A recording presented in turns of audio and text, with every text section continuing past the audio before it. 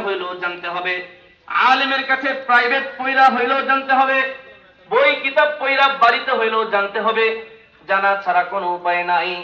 কারণ ইলম হচ্ছে আল ইলমু হুয়া নূর ফি কলবিল মুমিনি মুকতাবাসুন মিন মাসাবিহি মিশকাতিন নুবুওয়াহ। ইলম হইল আল্লাহর পক্ষ থেকে একটা নূর।